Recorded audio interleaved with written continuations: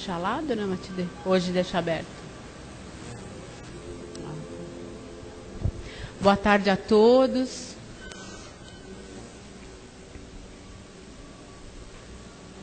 O Centro Espírita Casa do Caminho dá boas-vindas a todos, né? Sejam bem-vindos. Estamos todos aqui reunidos em nome de Deus, em nome de Jesus. Para também aqueles que são via internet, sejam bem-vindos também, né? E a gente tem uns recadinhos para dar, que a Casa do Caminho tem as atividades todos os dias, menos as sextas-feiras, né? O plantão de atendimento, segundas, terças e quintas, às 19h15, e quartas-feiras a partir das 13h15, domingo às 9h30. Os trabalhos de assistência social continua o trabalho. São 60 cestas básicas, que são compostas de vários itens, que a gente sabe, por exemplo, leite em pó, pó de café, arroz, feijão, todas aquelas coisas que compõem as cestas. Quem puder contribuir com um item, alguma coisa, já facilita bastante, né? E as quintas-feiras, terças que eu trabalho de... terças-feiras são os trabalhos para o pessoal que tem problema assim, com drogas, álcool, qualquer tipo de dependência química. Esse trabalho também é muito importante. Mesmo que a pessoa não possa comparecer, a pessoa que está precisando, um parente ou um amigo, pode comparecer para receber as instruções, para poder ajudar esse amigo, o irmão, o primo, o tio, alguma pessoa que está precisando, né? É um trabalho muito importante que é feito aqui nessa casa, né? E eu também queria avisar que no dia 22 de dezembro, a gente vai ser uma segunda-feira, às 20 horas, vai ter uma palestra com o tenor Alan Vilches, né? É uma palestra de encerramento e é a comemoração dos nossos 10 anos da Casa do Caminho. Vai ser muito legal. Eu já ouvi esse rapaz cantando, é muito linda a voz dele, né? Vale a pena a gente vir prestigiar aqui a nossa casa, tá bom? Então, feito isto, dados os recados, agora vamos então nos acalmando, né? Relaxando um pouquinho na cadeira desse calor, procurando esquecer os nossos percalços para chegarmos até aqui e agradecer por essa oportunidade de estarmos nesse momento tão importante do Evangelho, de estudarmos um pouco mais sobre a vida de Jesus, sobre os seus ensinamentos tão importantes para o nosso dia a dia, para o nosso refazimento espiritual, para deixar o nosso espírito ainda mais forte, ainda mais feliz. Vamos então nos desligando mentalmente um pouquinho e fechar os olhos, cerrar, não por nenhuma prática de dogma, nada, é só para a gente poder se ligar mais tranquilamente, nos concentrando, nos ligando com o plano espiritual superior, que já preparou esse ambiente desde há muito, para quando chegarmos aqui, nos sentíssemos abraçados por eles. Vamos então, pedindo a Deus, a Jesus e ao nosso mentor individual, que fiquem conosco e ajudem, facilitando o nosso entendimento da palestra que vai ser dada pelo Zé Roberto, procurando que cale fundo no nosso coração, para que, quando sairmos daqui, saiamos mais fortalecidos do que entramos. Vamos então nos unindo a Deus, nosso Pai, fazendo o Pai Nosso que Jesus nos ensinou no Sermão do Monte. Essa prece nos liga diretamente ao Pai. Pai nosso que estais no céu, santificado seja o vosso nome. Venha a nós o vosso reino, seja feita a vossa vontade, assim na terra como no céu. O pão nosso de cada dia nos dai hoje, perdoai as nossas ofensas, assim como nós perdoamos a quem nos tem ofendido, e não nos deixeis cair em tentação, mas livrai-nos de todo o mal. Graças a Deus. E assim, calmamente, vamos nos preparando para a palestra, dando boas-vindas ao Zé Roberto. Que assim seja.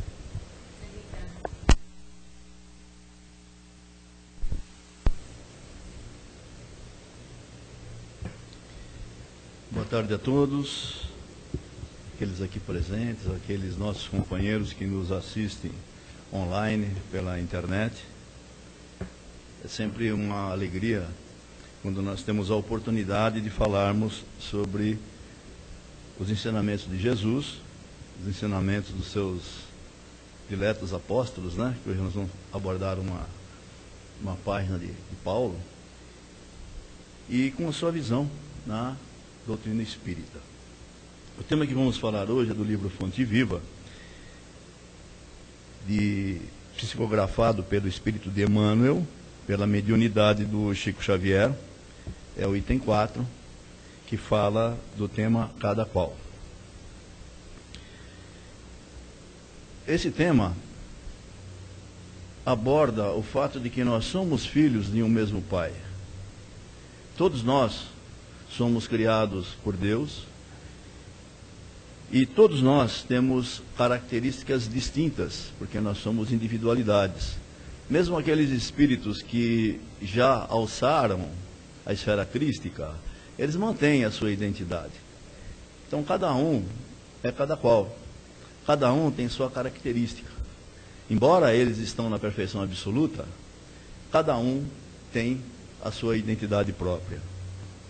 Esse tema de hoje, Emmanuel aborda principalmente alertando-nos que temos as diferenças, existem as diferenças, mas essas diferenças, elas são temporárias, as grandes diferenças, e elas tendem a se harmonizar à medida que nós vamos progredindo na escala espiritual. À medida que nós vamos reencarnando nesse planeta, ou em outros planetas mais adiantados, nós vamos nos harmonizando com o nosso próximo, formando aquela grande fraternidade universal que o próprio Jesus sempre nos alerta. Emmanuel vai buscar a inspiração desse tema na primeira epístola aos Coríntios. E os coríntios, eles eram um povo de uma cidade que era localizada na Grécia, às margens do Estreito de Corinto, na cidade de Corinto. Na oportunidade, e nós estamos falando por volta do ano 40 depois de Cristo, onde Paulo já era o grande divulgador do cristianismo, existiam muitos problemas, muitas diferenças entre os povos. Mesmo aqueles cristãos convertidos, eles tinham as diferenças. Por quê? Porque tinham cristãos de origem judaica e tinham cristãos de origem de outras religiões, de outros credos. Então existiam muitas diferenças entre eles. E Paulo, então, exorta esses cristãos da primeira hora, do primeiro século, para que respeitem as diferenças, porque essas diferenças são inerentes. Ele alertava que era inerente ao ser humano, inerente naquele momento que o cristianismo estava sendo implantado. Então existia essa necessidade da harmonização, e essas diferenças teriam que ser respeitadas. Ora, aqueles que já professavam o judaísmo, eles tinham uma certa compreensão, porque eles já tinham histórico sobre a sua própria religião, porque Jesus era judeu, e Jesus sempre mencionava os profetas, Moisés, Abraão, Elias. Aqueles que não vinham do judaísmo, vinham de outras religiões diferentes, eles tinham uma certa dificuldade para esse entendimento. Então Paulo, nessa epístola, diz o seguinte: ora, há diversidade de dons, mas o Espírito é o mesmo. Porque, agora é importante nós entendermos por que é que Emmanuel vai escolher Paulo. Porque Paulo tem toda uma história sobre isso. Tem toda uma história sobre a diversidade. Como vocês sabem, Paulo de Tarso, ele era uma figura proeminente do sacerdotal judaico. Era uma figura que tinha toda a sua configuração para ser um membro do Sinédrio, e toda a história dele se volta ao judaísmo, e ele era muito apegado às suas convicções. Não porque Paulo era uma pessoa má, muito pelo contrário, e aí vem a diversidade, justamente, o respeito à diversidade. Paulo era uma pessoa que seguia as leis, ele tinha muita fé, muita convicção naquilo que ele fazia. E posteriormente, convertido ao cristianismo, naquele episódio do ano 30 aproximadamente, na estrada de Damasco, ano 30 da era cristã, ele se transforma. E aquela transformação faz com que ele passe esse conhecimento adiante, que essas diversidades existem.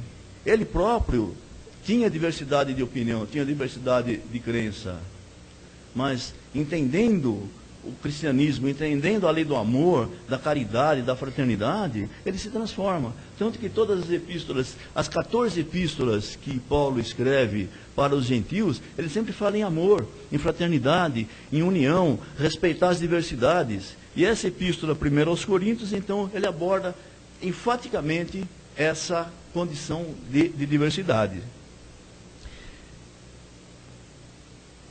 Na epístola de Paulo aos Coríntios, existe a palavra dom. Se nós vamos buscar no dicionário o que significa dom, nós temos alguns significados. Dádiva, presente, privilégio, virtude. Em outras línguas, a palavra dom é traduzida como presente. Como presente. Fala, você tem um dom, você tem um presente. Um americano, por exemplo, ele fala como presente. A palavra é gift. Ou seja, tem um dom. Aquela pessoa que tem um dom da premonição, aquela pessoa que tem a condição de ter uma vidência, ela fala que tem um dom, porque entende como um presente. O que Paulo quis colocar aqui não é presente, é a virtude. São aquelas virtudes que nós cristãos, e que com certeza estivemos naquelas horas primeiras, né, da fundação, ou seja, do momento que Paulo inicia aquele movimento cristão, nós temos virtudes em potencial. Todos nós temos virtudes em potencial. No livro dos Espíritos, há um esclarecimento muito importante sobre essas virtudes em potencial. No livro 2º, do livro dos Espíritos, que o livro dos Espíritos se divide em quatro livros diferentes. No livro 2º, fala sobre a origem e a natureza dos Espíritos. E justamente no capítulo 1, existe a questão de 76 a 83, fala da nossa origem como espírito. Como é que nós somos criados? De que forma nós, então, tivemos essa centelha divina soprada em nós para sermos essa porção divina, para sermos essa criação maravilhosa de Deus. Então ele diz o seguinte, que os espíritos são seres inteligentes do universo, povoam o universo além do mundo material. São criados simples e ignorantes, com potencialidades latentes. Nós temos potencialidade, imagina só, se nós vamos fazer uma reflexão sobre isso, veja bem, nós podemos entender que vamos galgar toda essa escala espiritual, nós vamos progredir. Não interessa a condição que nós estamos hoje. Por isso que a diversidade tem que ser respeitada. Quem sabe o que nós já fomos em encarnações pretéritas, o que nós já fizemos? Como é que nós podemos condenar o nosso próximo hoje pelos seus atos, se nós já fizemos possivelmente os mesmos atos? Nós não sabemos, graças a Deus. Nós temos essa graça do esquecimento de outras encarnações.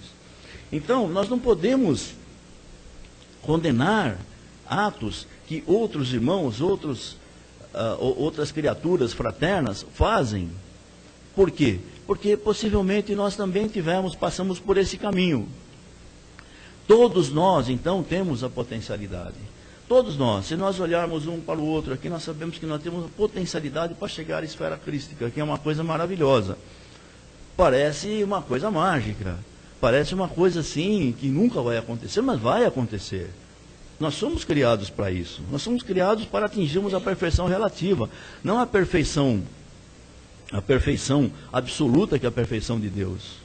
O próprio Cristo, ele é perfeito dentro daquilo que lhe é relativo, não igual ao Criador, senão ele seria igual ao Criador. E nós somos essa centelha divina com essa potencialidade de desenvolvimento para chegarmos à esfera crística. Então nós somos criados todos iguais, todos iguais. Basta que nós sigamos o caminho de forma correta para atingirmos esse objetivo mais rapidamente. O próprio Jesus, através do Evangelho de Lucas, nos fala da porta larga e a porta estreita. E às vezes nós preferimos sempre a porta larga, que como o próprio Jesus ensinou aos seus discípulos, através da narrativa de Lucas, é aquela porta espaçosa, a porta larga, aquele caminho espaçoso, que nos leva à perdição, ao esquecimento, à distração. E a porta estreita é aquela porta estreita e o caminho apertado que nos leva ao desenvolvimento das nossas potencialidades divinas.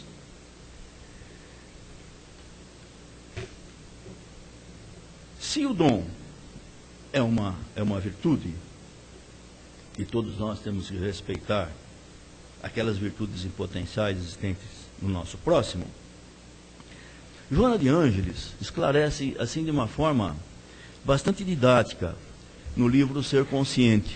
Joana de Ângeles é aquele espírito maravilhoso que nos traz suas mensagens tão necessárias e proveitosas para o nosso dia a dia, através da mediunidade do Divaldo Pereira Franco. E Joana de Ângeles, no capítulo 10 desse livro, O Ser Consciente, ela fala da conquista de si mesmo. Então, como é que nós podemos desenvolver nossas potencialidades se nós não conquistamos a nós mesmos? E como é que nós vamos conquistar a nós mesmos para desenvolver essas potencialidades? Através de nos conhecermos. Sem fazer análise para que saibamos do que somos capazes, onde estamos falhando, onde precisamos melhorar, nós não temos essa conquista. Essa conquista só vem através do conhecimento, do trabalho, da reforma. É a tão falada reforma íntima, né? Nós falamos sempre em reforma íntima, as pessoas às vezes não entendem o que é a reforma íntima. O que é a reforma íntima? A reforma íntima não é que nós, como espíritos, estamos aqui encravados dentro do nosso organismo, né? É isso daí, então vamos reformar lá dentro. A reforma íntima é a reforma espiritual, não é a reforma material. Reciclar conceitos, é melhorar o entendimento, é ter uma abertura maior para o mundo que nos cerca, é ter uma compreensão grande com relação às mensagens que nós recebemos do alto. E Joana de Ângeles, esse espírito protetor que se manifesta através do Divaldo, nos fala de um psicólogo russo chamado Gundel, que diz que nós temos 2 níveis de consciência. Nós temos o nível de consciência adormecido e desperto. O que significa isso? Quando nós estamos para encarnarmos, nós assumimos uma série de compromissos. Nós sabemos da nossa imperfeição quando nós estamos na pátria espiritual. Muitos não, né? Recebem uma encarnação compulsória, ou às vezes tem a necessidade de encarnar sem o total conhecimento, porque precisa estar aqui, porque é a grande oportunidade de se reciclar, de se melhorar, de vivenciar toda aquela experiência necessária para o progresso espiritual, porque o progresso material é relativo. Nós vamos progredir materialmente, daqui a pouco não tem mais nada aqui, né? A nossa encarnação é uma passagem muito curta, se nós formos analisar. Então, o que interessa realmente é o progresso espiritual. Quando nós estamos para encarnar, nós participamos de um conclave, vamos chamar assim, que é uma reunião entre o Ministério da Reencarnação e nós mesmos. Esse Ministério da Reencarnação, ele cuida para que nós tenhamos uma encarnação de sucesso. E o insucesso da nossa encarnação, às vezes, acontece por nossa própria falha. Como os próprios espíritos esclarecem a Kardec. O homem é artífice da sua própria felicidade ou infelicidade. Então nós estamos construindo aquilo que nós queremos pela frente. Nós somos os construtores. Quando as propostas são colocadas, então nós estamos no nosso nível desperto. Quando nós encarnamos e nós recebemos essas mensagens, estamos aqui reunidos na Casa Espírita, ou estamos assistindo um programa de rádio espírita, ou uma mensagem espiritual, ou lendo um livro espírita, ou nos esclarecendo através dos evangelhos, nós estamos o quê? Despertos. Então, aí vem aquele momento, poxa vida, chega a hora, o momento do Natal, todo mundo fica desperto, todo mundo quer ser bonzinho com todo mundo, comprar presentinho, fazer caridade, etc, etc, etc. Passa esse momento, aí nós entramos naquele estado que o Gundel chama de adormecido, nós esquecemos, passamos a esquecer. Por quê? Porque os apelos materiais, eles são muito grandes, e justamente eles existem para testar a nossa resistência. A gente fala mundo de provas e expiações, essa é uma prova. O apelo material é uma prova. Nós estamos sendo provados através dos apelos existentes, na mídia, na televisão, nas propagandas dos jornais, nos outdoors. Então nós somos provados nesse sentido, para ver se realmente o que é que nós queremos, se nós vamos adorar a Deus ou a riqueza, a fortuna, o poder, que é como coloca-se no Evangelho, a Deus e a mamon, né? Que é uma palavra aramaica que significa fortuna, poder, riqueza, etc. Esse é o grande teste que nós estamos sendo submetidos a todo momento, a todo dia. Então, aí nós entramos novamente no estágio adormecido. Se nós estamos nesse estágio adormecido, nós não podemos trabalhar as nossas virtudes, as nossas potencialidades. Nós temos que trabalhar. Agora, a pergunta, por que eu tenho que fazer e meu próximo não? Porque o nosso entendimento é que vai influenciar em cima do entendimento do próximo. Cada um é responsável por si mesmo. Nós somos individualidades, nós temos o livre-arbítrio, mas nós temos que nos melhorar, porque é através do nosso exemplo, do nosso comportamento, que nós vamos melhorar aquelas outras pessoas, né? Existe uma passagem assim, bastante interessante, até eu peguei aqui, eu nem iria colocar, mas é bastante pertinente. Muitos de vocês, né, muitos conhecem aquele livro O Pequeno Príncipe, né, do Antônio Saint-Exupéry, né? E esse é um livro que é obrigatório na juventude, né? Fala, poxa, mas poxa vida, né, você está falando 64 anos, você vai falar do Pequeno Príncipe, do Saint-Exupéry, mas tem uma filosofia profunda esse livro. Existe passagem, esse Antônio Saint-Exupéry, ele nasceu em 1900 e ele desencarnou a 31 de julho de 1944 durante a Segunda Guerra Mundial, né? Durante a Segunda Guerra Mundial ele desencarnou, quando o avião dele foi abatido por um adversário, né, alemão, do exército alemão, que até hoje, depois ele confessou ser arrependido. Se soubesse que era o avião do Antônio Saint-Exupéry, ele não teria feito esse ato, né? Mas ele conta o seguinte, você sabe, ele era filho de condes, ele é uma pessoa nobre, e era uma pessoa que ele participou da Guerra Civil Espanhola. E na Guerra Civil Espanhola, ele se viu prisioneiro da facção inimiga.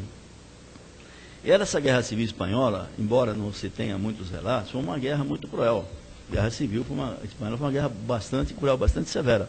Ele foi aprisionado e iria ser morto no dia seguinte. Ele estava numa prisão. E ele estava muito transtornado e ele procurou o cigarro que estava no bolso, mas ele viu que tinha sido despojado de tudo, dos documentos, do cigarro, só tinha a roupa do corpo. Casualmente ele achou um cigarro todo amassado. E ele pegou, se aproximou da grade, onde tinha um carcereiro, assim, bastante carrancudo, né? Logicamente, ele era o carcereiro que estava tomando conta dele para ser executado no dia seguinte. E ele chegou no carcereiro e perguntou se tinha fósforo, se tinha fogo. E o carcereiro, então, instintivamente, procurou uma caixa de fósforos e foi acender o cigarro do Saint-Exupéry. Nesse momento, ele estava tão nervoso que encarou o carcereiro. Começou a olhar o carcereiro. E o carcereiro começou a olhar para ele. E esses olhares começaram a se interagir. Eles começaram a ganhar uma certa simpatia. Aí, ele pergunta para o carcereiro, você tem filhos? E o carcereiro diz, não tenho. E tira do bolso a foto dos filhos. Olha, tenho filhos, tenho planos para eles, isso, contou toda a história. E aí pergunta para o Saint-Exupéry, e você tem filhos? Falou, tenho. Tenho, mas não posso te falar nada, não estou sem a foto. E amanhã vou deixá-los, porque amanhã estou condenado à morte. E nesse olhar entre os dois, veja só o que é a interação entre as pessoas, a empatia, o respeito à diversidade. Eram dois inimigos. O carcereiro olha para ele com aquele olhar, vê que existe amor naquele momento, que os corações se aproximam, as vibrações do coração de cada um se entrelaçam, E o carcereiro abre a porta da prisão e o conduz para fora da prisão, o liberta e ensina o caminho para que ele vá embora. Então, essa é uma história que eu peguei assim, achei fantástica, até para exemplificar, para ver o que são as adversidades, que as adversidades podem ser vencidas através do amor, através da compreensão. Diz Emmanuel o seguinte: em todos os lugares, cada qual revela e desenvolve suas qualidades na obra da edificação. Em todos os lugares, independe. Então, nós falamos aqui de um fato que aconteceu numa prisão. Seria um lugar. Então, Emmanuel ainda adverte que quem administra faz parte da obra da criação, está desenvolvendo suas potencialidades, se tem a oportunidade de ali desenvolver o senso de justiça, o senso de orientação, o senso de fraternidade, tratar as pessoas de forma fraterna. Quem cumpre ordens, por outro lado, também tem sua oportunidade de desenvolver a sua potencialidade de determinação, de entender aquela sua tarefa, de executar aquilo de uma forma correta e digna. Diz que o mais abastado, ele tem a oportunidade de dividir as bênçãos daquilo que ele possui com aqueles que necessitam. Logicamente, nós estamos falando aqui de dividir as bênçãos em se despojar, como a própria parábola do moço, da própria passagem do moço rico de Lucas, que fala que o moço procura Jesus e diz o que vai fazer. Jesus, para atingir os reinos do céu, Jesus diz: olha, deixa o que tem e me segue. Não é bem isso que Jesus fala, fica na miséria, que deixa os seus conceitos. Nós podemos usar aquilo que nós temos de bens no sentido de auxiliar as pessoas que estão ao nosso lado. É o nosso dever, a nossa obrigação, é aquilo que foi determinado, é aquilo que nós assumimos no nosso planejamento encarnatório. O necessitado, ele tem a condição de desenvolver a dignidade, porque tem que receber aquilo com dignidade. Ele tem que receber aquilo aprendendo o que fazer, tem que receber aquilo como um próprio exemplo de alguém que progrediu, que ele também poderá fazê-lo. O forte, ele tem a possibilidade de desenvolver a generosidade. Aquele que é forte pode ser generoso e não usar a força na agressão, em prejudicar o próximo. O fraco desenvolve a humildade. Tem que desenvolver a humildade. Por que ele veio daquela forma? Porque ele precisa daquela forma de viver, para que desenvolva o seu senso de humildade. Aquele que tem saúde tem a condição de projetar e trabalhar na caridade, em benefício daqueles que não têm saúde, daqueles que não têm a saúde física e espiritual. Não é só a saúde física, porque a saúde espiritual é mais importante que a saúde física, porque o nosso organismo físico é reflexo do nosso organismo perispiritual, do nosso espírito, porque tudo que acontece com o nosso organismo físico, nós trazemos lá da frente, nós podemos até agravar nesse momento, em vez de aliviar.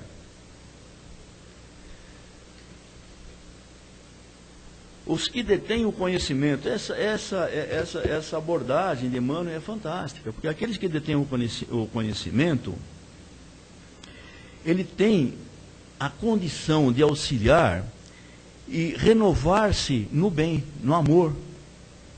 Porque o conhecimento sem utilidade não é nada. A pessoa que conhece muito e se isola, não é nada, absolutamente nada. É como aquela grande cachoeira belíssima, que faz bem para os olhos, mas se colocar lá uma roda d'água, ela vai fazer o quê? Vai produzir energia. Tem que produzir energia, tem que favorecer as pessoas. Aqueles que conhecem têm que levar o seu conhecimento aos outros que necessitam desse conhecimento. E não só isso, mas utilizar o seu conhecimento para o seu melhoramento, que é o mais importante. Porque aquele que for dado, mais será exigido. Aquele que conhece, tem mais responsabilidade. Por exemplo, hoje, quando nós sairmos daqui, nós sabemos alguma coisa a mais, todos nós. Nós vamos sair mais responsáveis. Ninguém vai poder alegar, isso não sei, isso ninguém me falou nada, E o aprendiz, ele tem o dever, ele tem a potencialidade de multiplicar as oportunidades. Nós aqui, estamos aqui falando para vocês do Evangelho de Jesus, falando do apóstolo Paulo, nós estamos falando de Emmanuel, de Joana de Ângeles, nós estamos fazendo aqui. Exatamente, mas nós estamos aqui falando e aprendendo. Todos nós somos responsáveis. É como, né, como diz o Saint-Exupéry no livro Pequeno Príncipe, todo aquele é responsável pelo que cativou. Nós cativamos o conhecimento, nós somos responsáveis por eles e precisamos desenvolver esse conhecimento, todos nós aqui. No livro Libertação, para encerrar, do Psicografia do Chico Xavier, pelo espírito de André Luiz. André Luiz se encontra com Gúbio, né? Com Gúbio, que está conduzindo André Luiz para algumas paragens bastante difíceis da espiritualidade, onde ele vai encontrar quadros até então desconhecidos, né? E quem lê o livro sabe que realmente é um livro assim, que nos traz muito conhecimento e nos traz muitos alertas, né, quanto ao nosso comportamento aqui nesse planeta e na pátria espiritual, né?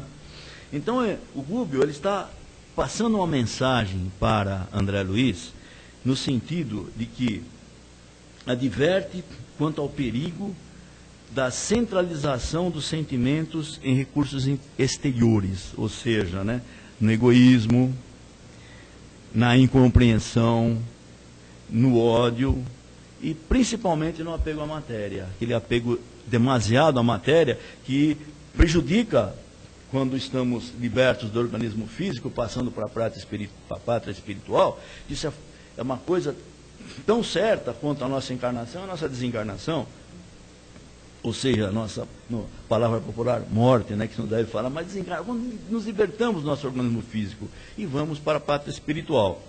Nós temos que, nesse momento, estar suficientemente desapegados da matéria.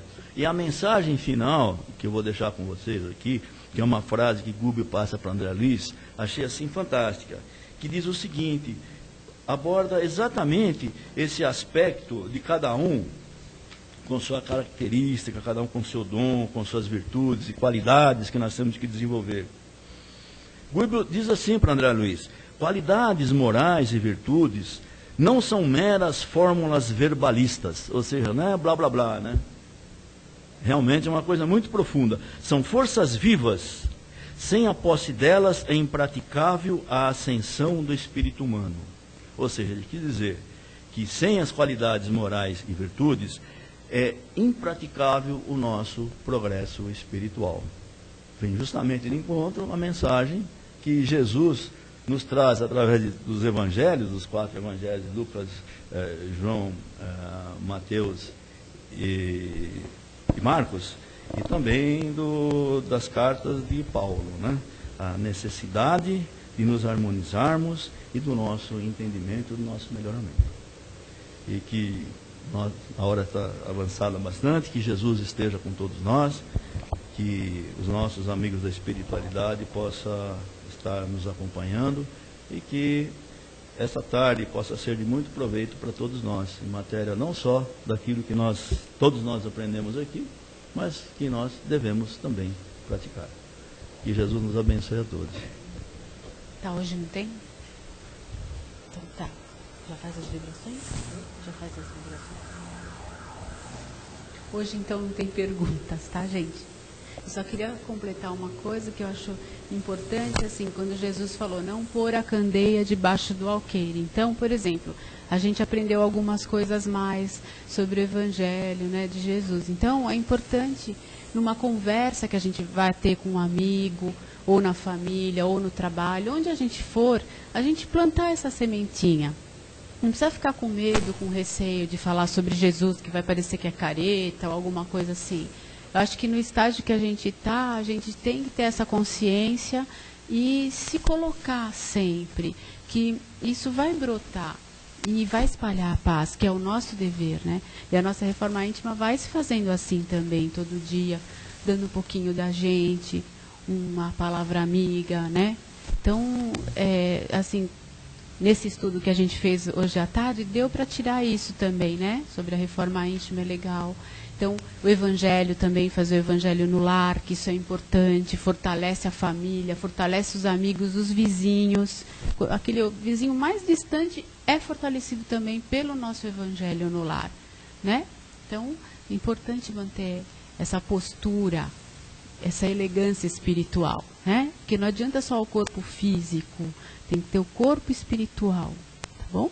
Então, assim, vamos agora partir para as vibrações, que é esse momento tão fraterno que nós podemos doar um pouquinho de nós. Vamos de mãos dadas, espiritualmente, com Jesus e todos os amigos espirituais aqui presentes, doar esse nosso amor que nós temos de melhor lá dentro do nosso coração.